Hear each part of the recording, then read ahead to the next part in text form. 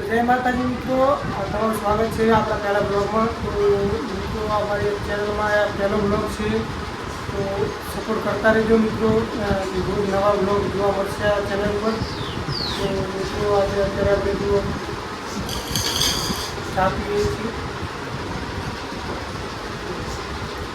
તો મિત્રો ચા નાસ્તો આપણે થઈ ગયો છે અને હવે તમને હું દેખાડું બહાર કેવું વ્યૂ આવે છે. તો જોઈ લો મિત્રો, તમને બહારનો વ્યૂ બતાવું તમને.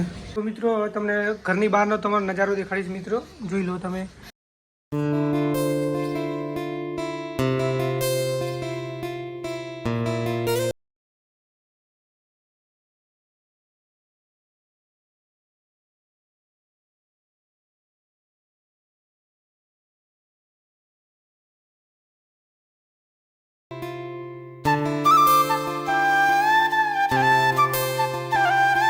હવે મિત્રો આપણે જઈ રહ્યા છીએ આપણા તબીલે, જ્યાં કે ભેંસું બધું બાંધીએ છીએ ત્યાં જઈએ. ચાલો ત્યાં જઈને તમને બતાવીએ ત્યાંનો વ્યૂ.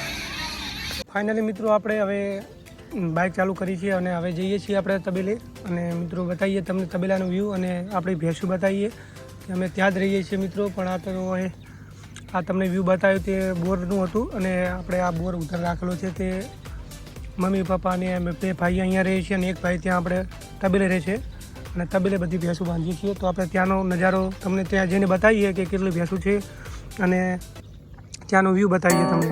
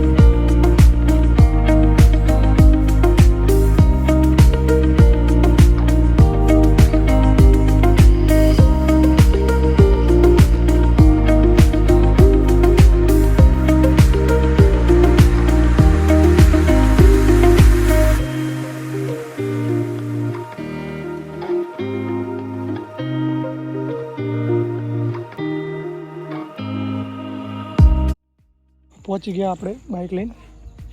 તો મિત્રો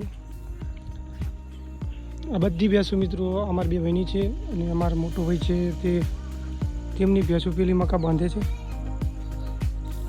અને મિત્રો હા તમને પહેલાં મેં જણાવ્યું કે નામ શું મારું તે હું જણાવી દઉં કે મારું નામ સાગર છે અને અમે રાબારી છીએ અને અમારો આ ધંધો છે ભેંસોનો. તો જો મિત્રો આ બધી ભેંસો છે બાંધેલી.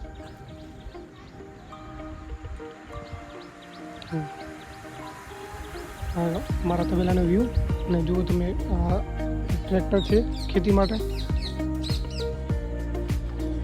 બધું તબેલો ઉધર રાખેલો છે, બધી ભેંસો ખાલી ઘરની છે મિત્રો. અને જુઓ આ જો છે અમારો તબેલો મિત્રો. પાણીની સુવિધા છે, આપણે પેલો બોર રાખ્યો છે ત્યાંનું પાણી આવે છે અહીંયા. અને અહીંયા અમે બે ભાઈ ત્યાં જુઓ તમે આરી ભેંસું છે બધી, જો અમારા મોટા ભાઈની છે આ મકાનની બધી બાંધેલી.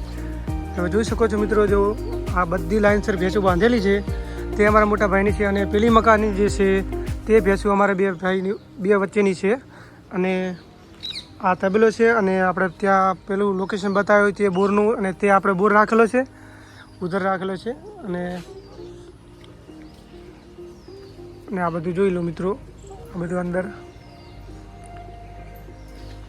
અમે આ ખેતર છે મિત્રો, જોઈ શકો છો તમે આ ખેતરનો વ્યૂ.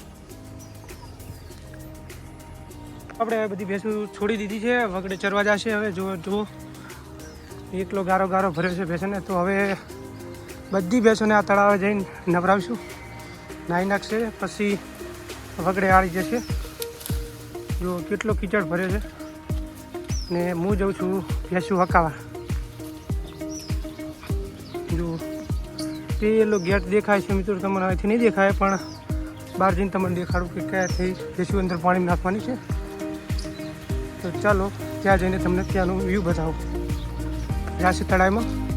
અને હા મિત્રો, તમને એક કહેવાનું રહી ગયું કે આ લોકેશન ક્યાંનું છે. તો અમે રહીએ છીએ ઊંઝા, ઓમ છીએ પ્રોપર રાધનપુરના, ને અહીં ઊંઝા રહીએ છીએ. તો મિત્રો જુઓ તમે, ભેંસું જાય રહી પછી સીધી તળાવમાં જશે નવા. અને આ મંદિર છે બાજુમાં, વેદનાથ મહાદેવ.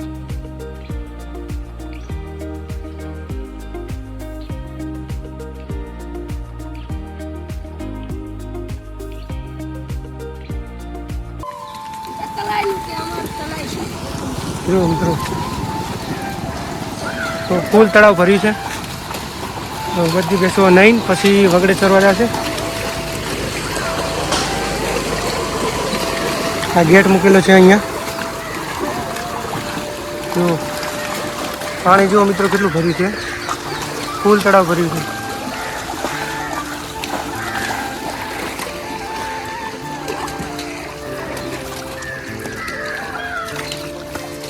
બધું ગારો ધોરી જાય એટલે મિત્રો આપણે વગડે ભેંસવાડા બાજુ જશું.